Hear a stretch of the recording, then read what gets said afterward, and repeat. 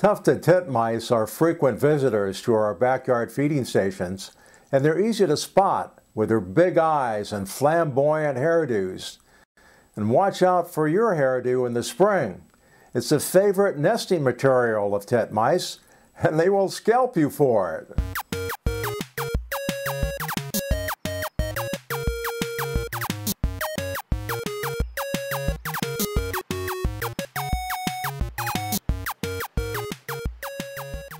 Okay, let's go on the fur. Let's put it on the wall and wait for the mommy birds to come.